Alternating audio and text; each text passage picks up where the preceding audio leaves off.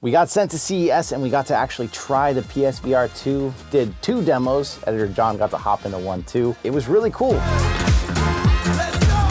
You walk into the booth there, guy is there, he's on you the whole time. He's like, you can't record for very long, you can't do any of this and that. I just gotta ask you not to pass this. We did our best to get as much footage as we could for all of you. So first they walk you in, of course he's in demo mode, so he's trying to put everything on me and I'm trying to take it from him and put it on myself. Feels familiar. Puts it on my head first thing, and I've gotta say the first thing that hit me was the comfort again. I've been using my Quest 2 mostly for a long time now, and it took me back putting it on. It reminded me of my old friend here, the original PSVR, which for those of you who don't know or never used it, this is actually touted as one of the most comfortable headsets there is. Because it used a halo strap before they were cool, it put all the weight here to where your lenses weren't dependent on being pushed on your eyes, and then you slid the whole thing in closer to your eyes. New PSVR has the same thing, but it uses this accordion style facial interface here, that then if you have it out from your face, the accordion's still there, so if you have glasses on, it's still blocking the light, where with the old one, if you had it out, it didn't block that light until you got it in nice and close. It did feel like they'd optimized it a little. It didn't feel exactly the same, but it felt like the way they had made it with the forehead pad and the rear pad, it really molded to my head and felt really good and comfortable. I was really impressed with that. You got to strap on the controllers, of course, next, which was a little awkward, I will say. So the PSVR 2 controllers, if you haven't seen them, have a tracking ring that instead of being like a Quest 2, instead of being out here, it's wrapped kind of around your hand. So you in essence have to slide your hand through that ring to get it in, on, and around the controllers. It used wrist straps similar to the original PSVR, so I was able to slip my hand through it and push it up to my hand. But the original, you could kind of work your hand up and grab it no matter whether you saw it or not. This one, the problem was if you tried to reach it, you might grab the tracking ring, you might grab the front of the controller, and you had to get your hand through that tracking ring. So that was definitely a little difficult. I was really thankful that inside of the experience we were in, I could see the controllers, so I could kind of tell, okay, I can see where that hole is and I can kind of aim my hand. But it was more of a two-handed experience putting a controller on than it was with the original, where I could just pull them both up at the same time. You get into it and the first thing they want you to do is adjust your IPD. There is an actual slider up on the side. Now you roll this, but the cool thing about it, you don't just look in it like you do with the Quest or something and think, okay, does that look right? It uses the eye tracking to then see, is this actually correct? It helps you adjust it through software, which is really helpful for people who don't really know what IPD is or what they're looking for when they do it. And then you calibrate that eye tracking as you look around and follow it, and it seems to be really responsive. Every time I move my eyes, it seemed to keep up with them really well. It didn't feel like the ball was chasing me. And then once you get the calibration done, there's a little check screen where you look around and look at them all, and same thing. It felt pretty close to it. There might be a tiny bit of delay, but it's not super perceivable. It seems like, okay, it's doing a pretty good job, but I am only comparing it to the Quest Pro. It's the only other headset I've gotten to use with eye tracking currently. As they get you suited up, you get to experience a little bit of the pass-through. There's an actual pass-through button on the headset you press. Everything goes black and white because the pass-through cameras are black and white,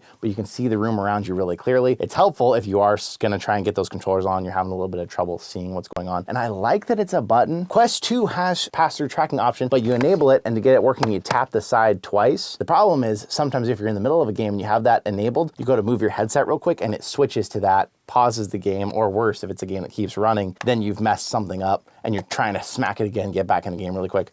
I like a physical button for the pass-through, so I thought that was really cool. So is there a button for pass-through on it that you're touching? Yes. Nice. You get into the game menu, and you have to choose options. Of course, you're choosing your control style for the game. One thing that was really neat is it allowed you to use the eye tracking to aim at the menu options, which was something new to me. I hadn't experienced that, and I wasn't sure if that was gonna feel clunky or wrong.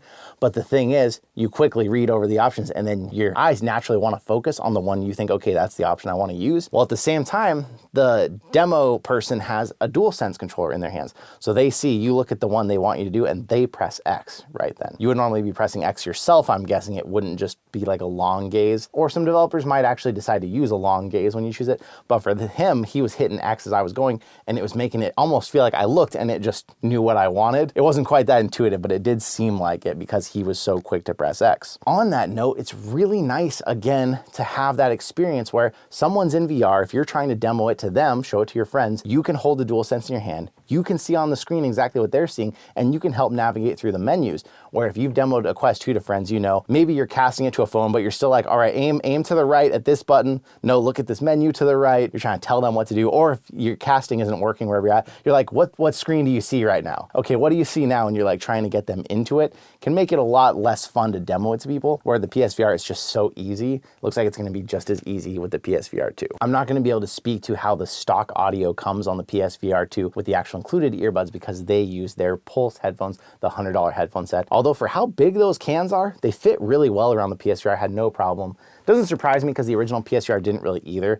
It had a much thinner strap over your ear, so it was easy to get a full over-ear can around it. But using those, the audio did sound really good. It sounds like they're still using their patented binaural 3D audio system they developed for PSVR 1. Directional sound always led you to look where you heard the sound coming from. These headphones make for great audio, though I feel isolated. I feel like I don't know what's going on in the room, so I'm afraid to do too much. Audio seemed really good, but I didn't try the stock ones. Let's talk about tracking. Now, one thing I need to make really clear before I tell you what my judgments were of the tracking, tracking is sometimes more rough at CES with anything than it will be at home. CES has about 1 billion tech gadgets everywhere. They're all using Wi-Fi. They're all using Bluetooth. And even when I tried to use a Quest 2 over at the Kiwi booth, I found that it was rough tracking on a Quest 2, which I'm very used to the tracking. It was like if I didn't have them right in front of my face, if I was moving around anywhere, tracking was all over the place with the Quest 2. So that said, with the PSVR 2, there was quite a bit of tracking issues. I feel like I can kind of pick out which ones were wireless interference and which ones were actually occlusion. Occlusion is when you have your headset on and the tracking ring is no longer in visible range. Like if you had the controller here, there's no way that camera can see it. So I had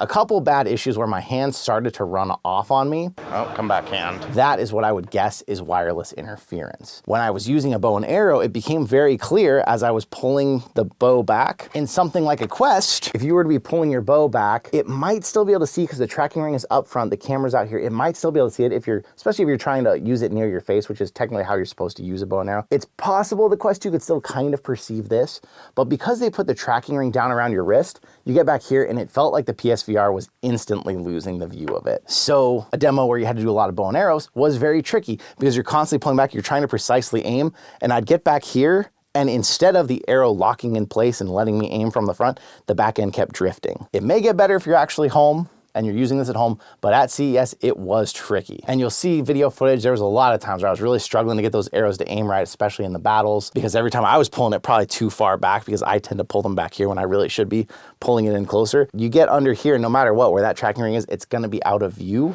The rear hand on the bow is making this harder than I want it to be. That probably could be fixed in software with it locking in place better instead of wobbling when it loses sight. But definitely for the early days, it's noticeably wobbly. I would like to hope that this is still pre-release. They'll maybe make some updates, even as they did for the original PSVR, to make the tracking better. Quest 2 did the same thing.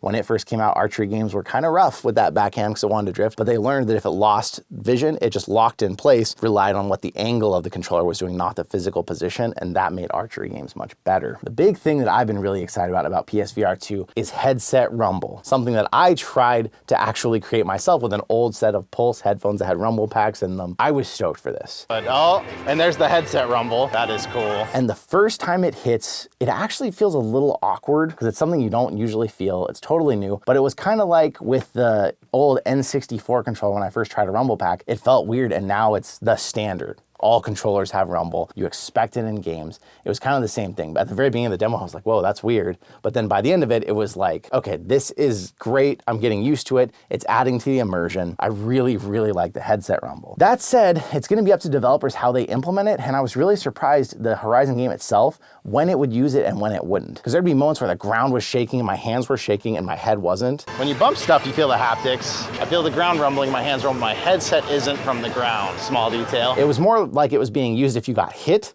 more so than just when things rumbled. Which I feel like if the ground's really shaking, you should feel it at least a little in your head too. That'll be up to developers how they use it. MURA. MURA is still a thing in a dark screen. MURA is a word you may have never heard of, and you may have no idea what it is because it's not commonly talked about, but it was something that was pretty obvious in the PSVR 1. MURA is like a haze over a screen that is always there and it's always static in the same position. So in some headsets, it becomes very clear that it's there because when you go against a dark screen and you turn your head, instead of the haze that you see that you think is on the screen, it moves with you. But I was a little disappointed to see that MURA was still a thing with PSVR 2. It was not nearly as pronounced. If you didn't know it was there, you might never notice it. But as someone who knew it was there, who noticed it, it was still there on the PSVR 2. I was a little disappointed to see that. The field of view, though, was really wide. I felt like it was comparable or better than pretty much any other headset I used. Still a slight binocular effect of the field of view, but it is quite wide. it feels really big, especially if I get the lenses all the way up on my face. Comfort feels really good. Feels like I'm back in an old PSVR. I do use a Quest 2 most of the time, and the Quest 2 is known for having kind of a small field of view though. If you came from a Pimax to this thing, you might think, okay, the field of view is kind of small, but for me, it felt much better than a Quest 2, and it felt really nice and immersive with how well I could see everything. When you put the PSVR 2 on, it has a dial in the back, and unlike the PSVR 1 where the dial is on the outside here, this one is just one big dial right here, and you turn that to tighten it, and then if you want to release it, you press the button. Similar to this one, but instead of being two separate pieces, it was one piece on the back. It's something that would probably make it a little more awkward to lay back in the headset. Probably won't be doing that much, but if you did, it definitely sticks out further. But I liked the way it was designed where you turned it and then you unlocked it with the button. Just a little detail, but it was something I enjoyed. The controllers, as far as actual functionality, I really liked them. So on a Quest 2, your grip button has a long range and it's not super precise as to when you're gonna grab something quickly or when you're not. You just kind of learn to always push the button all the way down. On the PSVR, it was more like an actual button as the grip. Very light pull on the grip buttons, a longer pull on the triggers. It was just the tiniest click. You felt it click, and then you were gripping. There was no travel space where you're like, is this gripping, is it not? It was just, you're gripped, you're not gripped, and you felt the click. Unlike in the Valve Index where there is no button, you squeeze the controller, and then I always found I wasn't sure if I was holding onto things. You were just certain when you were gripping something, and I really liked that. The adaptive triggers, I think I've played enough PS5 that they have become a pretty natural feel to me now, and I didn't notice when they were working, when they weren't. It just felt immersive and right with the triggers. But one thing that's a little weird that's gonna kind of trip you up at first, the trigger is R2, which makes sense, but R1 is your grip button. So if you see on the screen it says use R2, in your brain you might think that's my middle finger button, but it's not. It's your index finger button. Another small detail, but it was something that tripped me up the first time it said press R2, and I was like, wait a second. R2 is usually my middle finger, not my index finger. On the controllers of the PSVR 1, the two controllers were identical. You had X, square, triangle, circle on both of them. On this new one, they've put X on your right hand and triangle on your other. And it's a little weird because when it says press triangle, I think in my head, whether I'm holding a controller or whether I'm holding this, triangle is always up and to the right on my finger. It took some retraining to remind myself it's now on my left hand. So that covers a lot of what I went over with the actual PSVR 2. We will talk a little bit about Horizon, the actual game here, but I wanted to separate that because developers are going to use games differently, and this game doesn't necessarily reflect how the PSVR 2 experience is going to be. When it came to the actual game of Horizon, it was beautiful. Everything looked really pretty. The skybox up above, the mountains, when you looked around into the distance, I didn't feel like it was like PSVR 1 was. Even when you're in a pretty game, you're like, it's still kind of blurry. This one felt like it was as clear as it should be. Really like that about the headset definition.